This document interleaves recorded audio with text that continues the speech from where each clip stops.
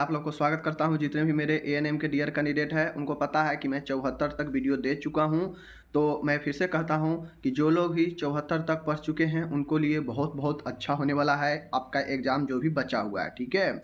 बाकी आप लोग जो है आज देखेंगे 80 से प्लस जो है मैं आपको कम्युनिटी हेल्थ, नर्सिंग, मैनेजमेंट इस सब के बारे में आज हम 80 प्लस क्वेश्चन लेकर आए हैं, ठीक है। जो बहुत अच्छा होने वाला है। अगर आपके एग्ज़ाम में प्रश्न आते हैं तो बहुत अच्छा यहाँ से आने वाला है, समझ गए। तो चलिए आज हम 75 नंबर्स के वीडियो शुरू करते हैं। और आप लोग जितने भी एएनएम के मेरे डियर है वो अच्छे से देखिएगा आप लोग, ठीक है ना। क्योंकि यह वीडियो मैं सभी तरह के प्रश्न पढ़ाता हूँ, ठीक है ना। मैं ऐसा नहीं है कि मैं सिर्फ थ्योरी वाला ही कराऊँ, क्योंकि एग्ज़ाम में ऐसा नहीं है कि सिर्फ थ्योरी वाला ही आएगा। आपसे अच्छे क्वेश्चन भी पूछेंगे जिसको डायरेक्टली आप जवाब दे सकते हैं, बट सभी का नॉलेज होना चाहिए। फिर से कहता हूँ, थ्योरी जरूर आप पढ़ रहे होंगे, ये उम्मीद करते हैं, ठीक है। चलिए शुरू करते हैं। कहता है राष्ट्रीय फाइलेरिया नियंत्रण कार्यक्रम किस वर्ष लागू हुआ था। माय डियर, राष्ट्रीय फाइलेरिया नियंत्रण कार्यक्रम 1955 में लागू हुआ था, समझ गए। कहता है एमटीपी जो है, एमटीपी जो एक्ट है वह डैश हफ्ते की गर्भ अवस्था के बाद नहीं कर सकते हैं। अगर कोई महिला 20 सप्ताह या कोई भी फीमेल अगर 20 सप्ताह की प्रेगनेंसी अगर उसको हो चुकी है तो 20 सप्ताह के अंदर तक जो है 20 सप्ताह तक एमटीपी कर सकते हैं, जिसे एवर्सन कहते हैं। लेकिन जैसे ही 20 सप्ताह प्लस होगा तो एवर्सन करना कानूनी अपराध है, समझ गए। उसके बाद बात किया जाए, अब तो इसे संशोधन करके 24 सप्ताह कर दिया गया है, समझ गए। ये जो पहले 20 सप्ताह था अब इसे 24 सप्ताह, कुछ कुछ मामले में 24 सप्ताह कर दिया गया है, समझ गए।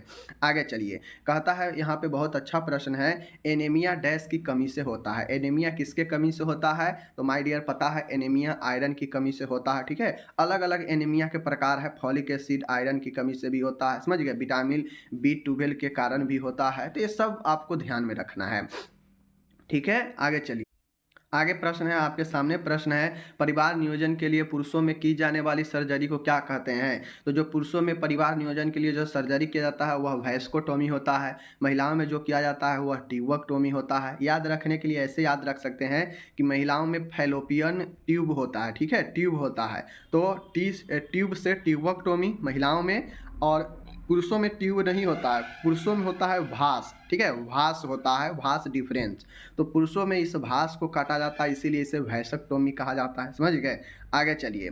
पांचवा प्रश्न है, कहता है 20 सूत्रीय कार्यक्रम किस वर्ष लागू हुआ। माय डियर, 20 सूत्रीय कार्यक्रम जो है वह आया तो 1975 में। जो 20 डिमांड जो आपका पॉइंट है वह आया तो आपका जो है 1975 में, बट इस कार्यक्रम को जो है कब से मेनली रूप से लागू हुआ? 1982 से, ठीक है। इस चीज़ को ध्यान में आपको रखना है, ठीक है। कुछ संशोधन किए गए। ये 20 सूत्रीय कार्यक्रम में जो पहला संशोधन 1982 में हुआ, बाकी यह कार्यक्रम आया 1975 में, समझ गए। आगे चलिए। कहता है चिकित्सा शिक्षा कमेटी को क्या कहते हैं। माय डियर, 3 तरह के कमेटी आपसे पूछेगा। एक स्वास्थ्य सर्वे विकास कमेटी, एक स्वास्थ्य सर्वे और योजना कमेटी, 2 हो गया। और एक पूछेगा चिकित्सा शिक्षा कमेटी, समझ गए। तो स्वास्थ्य सर्वे एवं विकास कमेटी भोर कमेटी को, और यहाँ पे विकास के जगह पर अगर योजना कमेटी रहता तो मूलाधार कमेटी होता, ठीक है। और चिकित्सा क्षेत्र शिक्षा की कमेटी की बात करेगा तो करतार सिंह कमेटी। करतार सिंह कमेटी ने मेडिकल एजुकेशन की एक बहुत बड़ा नींव जो है रखा था, समझ गए। 8वां प्रश्न है, कहता है एक सामुदायिक स्वास्थ्य केंद्र में कर्मचारियों की कुल संख्या कितनी होती है। तो जो CHC होता है, कम्युनिटी हेल्थ सेंटर, वहाँ पे 25 संख्या में होता है कर्मचारी, ठीक है। ब्लॉक स्तर पर पंचायती राज को क्या कहा, संस्था को क्या कहते हैं। तो ब्लॉक स्तर पर पंचायत समिति होता है पंचायती राज संस्था का, ठीक है। आगे है 1000 जीवित शिशु जन्मों में से एक वर्ष में बच्चों की कुल मृत्यु संख्या क्या कहलाती है। मान गए 1000 जीवित बच्चा है, ठीक है। इसमें से जितना बच्चा का अगर मृत्यु हो जाएगा, मान गए 20 बच्चा का मृत्यु हो जाएगा, तो इसको जो है हम लोग क्या कहते हैं, इसके मृत्यु दर कहते हैं, ठीक है। ध्यान में रखिएगा 1000 पर। आगे है भोर कमेटी की स्थापना यानी एस्टेब्लिशन कब हुआ? 1943 में हुआ। ये सब अच्छा प्रश्न है, याद रखिएगा। स्तनपान छुड़ाने की प्रक्रिया शिशु के 10 महीने पर आरंभ की जाती है। 6 महीने से कम में जो है स्तनपान छुड़ाया नहीं जाता। 6 महीने पर ही वीनिंग स्टार्ट किया जाता है, जिसमें स्तनपान के साथ कुछ ऊपरी आहार दिया जाता है। ठीक है। 13 है सिलिकोसिस डैश के धूल से व्यावसायिक रोग है। तो सिलिकोसिस जो है सिलिकन के धूल से होने वाला एक व्यावसायिक रोग है। ठीक है, नाम से यह सिलिकस। राष्ट्रीय एड्स नियंत्रण कार्यक्रम की शुरुआत national AIDS control programme NSCP के जो शुरुआत है वह आपके 1987 में की गई। ठीक है, याद रखिएगा। आगे है 15 है, कहता है कंडोम डैश रोग को फैलने की रोकथाम का उचित उपाय है। तो कंडोम एड्स के फैलने का एक उचित माध्यम है रोकने का। 16 है एमएमआर का 3 घटक कौन है? तो आपको पता है M's for measles, M's for measles, R for rubella, यह 3 एक साथ जो है घटक है। ठीक है। आगे है एड्स का पूरा अर्थ क्या है, फुल फॉर्म भी पूछा जा सकता है। तो एड्स के ए फॉर एक्वायर्ड, ध्यान से देखिए, acquired, I for immuno, D for deficiency, S for syndrome. Acquired immuno deficiency syndrome इसका राइट आंसर होगा। ओके। 18 है भारतीय कारखाना अधिनियम वर्ष डैश में आया। माय डियर, भारतीय कारखाना अधिनियम जो है किस वर्ष में आया? तो 1948 में आया। इसको ध्यान देकर आपको समझना है। ठीक है, कारखाना अधिनियम 1948, जिसे हम लोग फैक्ट्री एक्ट कहते हैं। जन्म एवं मृत्यु पंजीकरण अधिनियम वर्ष डैश में लागू किया गया। तो ये तक कितना बार करा चुके हैं? 1969। जन्म के और मृत्यु के 21 दिन के भीतर जो है आपको करवा लेना पड़ता है रजिस्ट्रेशन, समझ गए। 20 है, कहता है सिफिलिस रोग के निदान के लिए जांच कौन सा है? VDRL जो होता है, समझ गए, वेनरल डिजीज रिसर्च लेबोरेटरी जो होता है। आगे है 21 नंबर है, प्रत्येक प्राथमिक स्वास्थ्य केंद्र यानी PHC के अंदर अधीनस्थ कितने उपकेंद्र होते हैं? तो 6 उपकेंद्र होते हैं। ठीक है। एक प्राथमिक स्वास्थ्य केंद्र में कर्मचारियों की कुल संख्या कितनी होनी चाहिए? तो टोटल की बात करेगा तो 15 होगा, 14 प्लस 1 अन्य होता है 15। ठीक है। एक उपकेंद्र में कर्मचारियों की कुल संख्या कितनी होती है? माय डियर, 2 होता है, जिसमें एक मेल हेल्थ वर्कर और एक फीमेल हेल्थ वर्कर, समझ गए, प्लस एक आपका हो सकता है नर्स भी कभी कभी रह जाए, तो कुल 3 होगा, समझ गए, ध्यान में रखिएगा। आगे है 24 है, ग्राम सभा की न्यायपीठ डैश होती है। तो माय डियर, ग्राम सभा की न्यायपीठ न्याय पंचायत होता है। ठीक है ना, पंचायत में ही जहाँ पे सरपंच मुखिया होते हैं, वह दंपति जिनके 2 या अधिक बच्चे हो तथा जो परिवार नियोजन में प्राथमिकता पर हो उन्हें दंपति कहते हैं। तो आपको पहले बता चुके हैं कि जिनके 2 या अधिक बच्चे हैं वो टारगेट कपल होते हैं फैमिली प्लानिंग के लिए, समझ गए। 26 है, कहता है महिला स्वास्थ्य कार्यकर्ता की नियुक्ति डैश में की जाती है। तो जो फीमेल हेल्थ वर्कर है, जिसे हम ANM भी कहते हैं, आप लोग होंगे जब जॉब लगेगा तो उप केंद्रों पर इन लोगों को तैनाती किया जाता है, समझ गए। और भाई सेंटर पर किया जाता है इंटीग्रेटेड, यानी कहता है ICDS का फुल फॉर्म भी देख लीजिए, इंटीग्रेटेड चाइल्ड डेवलपमेंट स्कीम किस वर्ष प्रारंभ की गई? तो 1975 में की गई। ठीक है। अब ICDS के अंतर्गत कौन कौन से सेवा दिया जाता है ये सब भी पूछेगा, हम पढ़ा चुके हैं, समझ गए, वो सब थियोरिकल बातें हैं। गांव के विकास कार्यों का उत्तरदायित्व डैश पर होता है। तो गांव के जो विकास होता है उसको ब्लॉक विकास पदाधिकारी, ब्लॉक डेवलपमेंट ऑफिसर देखते हैं गांवों को विकास को। ठीक है। 29 है, सार्वजनिक स्वास्थ्य परिचर्या की रीढ़ की हड्डी होती है। कहता है माय डियर, सार्वजनिक स्वास्थ्य परिचर्या की रीढ़ की हड्डी गृह मुलाकात होती है, होम विजिट, समझ गए।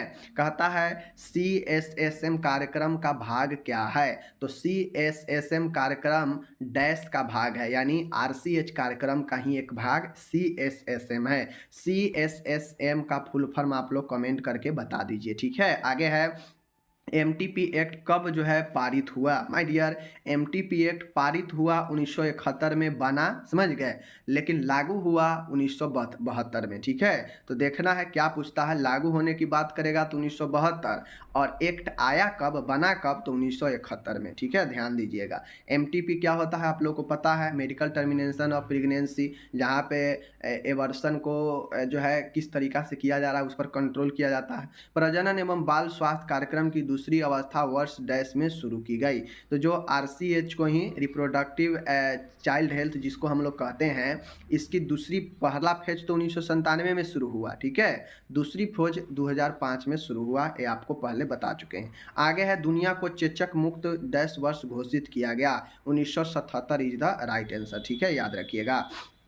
आगे है सिलिकोसिस एक व्यावसायिक रोग है, एक्यूपेशनल रोग है जो सिलिका के धूल से होता है, ऊपर बताए हैं। ओरल गर्भ निरोधक गोलियों में पाया जाने वाला हार्मोन डैश एवं डैश है। तो जो फीमेल मुंह से गर्भ को रोकने के लिए दवाइयाँ लेती है गोली के रूप में, उसमें दो हार्मोन जो कि स्त्री ही हार्मोन होता है, एस्ट्रोजन और प्रोजेस्टेरोन, यह दोनों हार्मोन शामिल होता है, ठीक है। आगे है भारत में नियोजन कमीशन प्लानिंग कमीशन की स्थापना किस वर्ष हुई? तो 1950 में ही प्लानिंग कमीशन यानी नियोजन कमीशन की स्थापना हुई, ठीक है। आगे है डॉट्स का पूरा नाम क्या है? तो direct observe treatment short course होता है, ठीक है, डॉट्स, ठीक है, ये वाला डॉट्स जो टीवी में चलता है। तो डॉट्स का पूरा नाम direct observe treatment short course होता है, सी का मतलब अपने आप हो जाता है, ठीक है ना। आगे है जिले का प्रशासनिक प्रमुख कौन होता है? तो जिले का प्रशासनिक जो प्रमुख होता है डिस्ट्रिक्ट मजिस्ट्रेट होता है, जिससे जिला अधिकारी डीएम कहते हैं, समझ गए ना। 39 है प्लेग फैलाने वाला जीवाणु का क्या नाम है? तो प्लेग जो होता है वह यार्सिनिया पेस्टिस से होता है। किससे होता है? यार्सिनिया पेस्टिस से होता है। ध्यान दीजिएगा, प्लेग फैलाने वाला जीवाणु का नाम यार्सिनिया पेस्टिस है, समझ गए, ध्यान दीजिएगा। आगे है कहता है जन्म एवं मृत्यु पंजीकरण अधिनियम वर्ष डैश में लागू हुआ, ऊपर बता चुके हैं 1969 में। एएनएम का पूरा नाम क्या है? एक्जुअलरी नर्स मिडवाइफ एएनएम का पूरा नाम होता है, ठीक है ना। आगे है कहता है इंटीग्रेटेड चाइल्ड डेवलपमेंट स्कीम 1975, पता है। अब एक इम्पॉर्टेंट क्वेश्चन ये पूछा जा सकता है क्योंकि कोई भी एएनएम जीएनएम बीएससी नर्सिंग जो है पूरे भारत में कंडक्ट और रिकॉग्नाइजेशन का काम आपके आईएनसी ही जो है करता है, ठीक है ना, इंडियन नर्सिंग काउंसिल। तो इसकी स्थापना कब की गई थी? तो यह 1947 में की गई थी। जितने भी नर्सिंग का कोर्सेज है सबका कैसे संचालन करना है, कैसे मैनेजमेंट करना है, क्या करना है, सिलेबस में चेंज करना है, सब आईएनसी के द्वारा ही किया जाता है, ठीक है। आगे है कहता है आंगनवाड़ी कर्मचारियों को प्रशिक्षण डैश महीने का दिया जाता है, 4 महीने का, ठीक है, याद रखिएगा। आगे है सिलिकोसिस एक व्यावसायिक रोग है, पता है, ठीक है ना। कोयले के धूल से होने वाला जो व्यावसायिक रोग है वह कौन सा रोग है? तो कोयले के धूल से एंथ्राकोक्सिस होता है, क्योंकि हम लोग जानते हैं एंथ्रासाइट जो है कोयले का सबसे अच्छा किस्म माना जाता है। तो एंथ्राकोसिस जो है, एंथ्रोक्सी जो है आपके कोयले का धूल से होता है। आगे है आईएमआर, ठीक है, इन्फेंट मोर्टालिटी रेट एक महत्वपूर्ण डैश सांख्यिकी है, एक बायोलॉजिकल स्टैटिक्स है, जैविक सांख्यिकी है आईएमआर, ठीक है, चाहे मैटरनल मोर्टालिटी हो जाए, ये भी एक सांख्यिकी ही है, ठीक है ना। सांख्यिकी का मतलब होता है आंकड़ा, ठीक है। प्रजनन एवं शिशु स्वास्थ्य कार्यक्रम 1997 में आया, आरसीएच आपको पहले पता है, ठीक है। राष्ट्रीय मलेरिया नियंत्रण कार्यक्रम किस वर्ष प्रारंभ की गई? 1953 में, इसको ध्यान में रखना है, ठीक है ना। भारत में अंतिम जनगणना किस वर्ष हुई थी? तो माय डियर, भारत में जो अंतिम जनगणना है वह 2011 में हुई थी, ठीक है, याद रखिएगा। अल्मा अट्टा का सम्मेलन किस वर्ष हुआ था? 1978 में हुआ था, इसको भी आपको, और इसी सम्मेलन में जो है सबके लिए स्वास्थ्य का अवधारणा रखा गया। आगे है 52 DMPA, कहता है DMPA, ठीक है ना, DMPA और net.in गर्भ निरोधक का उदाहरण है, किस प्रकार का? तो हार्मोनल गर्भ निरोधक का उदाहरण है DMPA और नेट डॉट, ठीक है, net.in, ओके। एक उपकेंद्र लगभग कितने जनसंख्या पर होता है? तो पहाड़ी आदिवासी क्षेत्र में 3000 और मैदानी समतल क्षेत्र में 5000, ओके। आगे है टाइफाइड किसके कीटाणु के, किस सूक्ष्मजीव के कारण होता है? तो सल्मोनेला टाइफी के कारण आपके टाइफाइड होता है। टाइफाइड आपके आंत को प्रभावित करता है, ठीक है, इसीलिए इसे आंतरीय ज्वर भी कहा जाता है, समझ गए। मलेरिया इसे मियादी बुखार, इंटर्निक फीवर भी कहते हैं मियादी को, ओके। मलेरिया के कारण होता है, मलेरिया मच्छर के काटने से होता है, ठीक है ना। बताइए किस मच्छर के काटने से होता है? मादा एनोफ्लीज जो है FHW का पूरा नाम क्या है? FHW, ठीक है, मादा एनोफ्लीज एक जो है सॉरी यहाँ पे आपका टाइपिंग मिस्टेक हो गया है, ठीक है ना। मलेरिया जो है वह मादा एनोफिलीज मच्छर के काटने से होता है, एक क्वेश्चन में ही इंक्लूड हो गया है, ठीक है ना। तो मलेरिया जो है मादा एनोफिलीज के काटने से होता है, बाकी FHW से आपका ये क्वेश्चन अलग है, ठीक है। ए आंसर है इसका, ठीक है, ध्यान दीजिएगा। तो 56 नंबर का है, कहता है कि FHW का पूरा नाम क्या है? फीमेल हेल्थ वर्कर, महिला स्वास्थ्य कार्यकर्ता, जो कि ANM, ठीक है। 57 है, हृदय के बाहरी परत एपिकार्डियम होता है, मध्यम परत मायोकार्डियम होता है, ठीक है, मायोकार्डियम होता है, आंतरिक परत इंडोकार्डियम होता है, इसको ध्यान में रखना है, ठीक है। आगे चलिए, आगे है, कहता है COD का पूरा नाम क्या होता है? COD होता है ऑब्सेसिव कंपल्सिव डिसऑर्डर, यह एक मानसिक रोग में आता है और यह एक आपका न्यूरोटिक प्रकार का है, ठीक है। दो प्रकार के मानसिक रोग, एक होता है साइकोटिक और एक होता है आपका न्यूरोटिक, ठीक है। न्यूरोटिक में आता है आपका एंजाइटी आता है, ठीक है, ऑब्सेसिव कंपल्सिव आता है, समझ गए। उसके बाद जो है आपका मतलब न्यूरोलेप्टिक में OCD आ गया, एंजाइटिक आ गया, ठीक है ना। हल्का फल्का जो डिजीज होता है वो आपके एंजाइटी में आ जाए, न्यूरोलेप्टिक में आ जाता है, जैसे schizophrenia, mania, bipolar disorder, depression, ये सब आपके साइकोसिस प्रकार के होते हैं, ठीक है। ऑब्सेसिव कंपल्सिव में व्यक्ति जो है किसी काम को बार बार करने के लिए बाध्य होता है, ओके। 57 है, ऊंचाई से भय को क्या कहते हैं? तो एक्रोफोबिया ऊंचाई से भय को कहते हैं, नाइक्टोफोबिया अंधेरे से डर को कहते हैं। शरीर के सबसे बड़ी धमनी महाधमनी औरोटा होता है, जहां पे आपको जैसे हृदय है, ठीक है, ये हो गया आपका राइट, ऊपर वाला आर्टरियम, नीचे वाला वेंट्रिकल होता है, ये राइट और ये लेफ्ट, ठीक है। तो ये जो है आपका यहाँ पे जो ये वाला लेफ्ट वेंट्रिकल है, यह शुद्ध ब्लड को बॉडी में जाने के लिए पंप करता है। तो जो पहला ब्लड जो पंप करता है ये महाधमनी में ही जाता है और यह महाधमनी बहुत सारे धमनी में जो है ब्लड को भेज देता है बॉडी में जाने के लिए, समझ गए। चलिए, और ब्लड बॉडी से सबसे पहले आता कहाँ पे है? तो राइट एट्रियम में आता है, समझ गए। राइट एट्रियम जो है यहाँ से भेजता है इसमें, और ये जो है भेजता है फेफड़े के तरफ ऑक्सीजन लेने के लिए, और फिर फेफड़ा से जो है ब्लड आता है यहाँ पे, फिर ये भेजता है शुद्ध ब्लड को यहाँ इसमें, और ये निकाल देता है बॉडी के लिए, ठीक है। आगे चलिए, कहता है अस्पतालों में समानतः विष संक्रमण के लिए विधि अपनाई जाती है। तो अस्पतालों में जो विष संक्रमण करते हैं वह विधि फमिगेशन कहलाता है, धूम्रीकरण कहलाता है, ठीक है। आगे चलिए, 60 नंबर है, मस्तिष्क का भार डैश होता है और एक स्वस्थ मनुष्य में। तो एक स्वस्थ मनुष्य में मस्तिष्क का भाग 1300 से 1400 ग्राम होता है। पुरुषों की तुलना में महिलाओं का जो मस्तिष्क का वजन होता है कम होता है, ठीक है। वायु द्वारा उत्पन्न होने वाली बीमारी, तो वायु यानी हवा द्वारा उत्पन्न होने वाला दामा, अस्थमा, TB, इन्फ्लुएंजा, ये सब हवा के द्वारा फैलता है, ठीक है। 62 है, स्त्री के प्रजनन अंग कौन कौन सा है जो जनन में भाग लेता है? अंडाशय, ओवरी, फैलोपियन ट्यूब और गर्भाशय, ठीक है, ये सब भाग लेता है।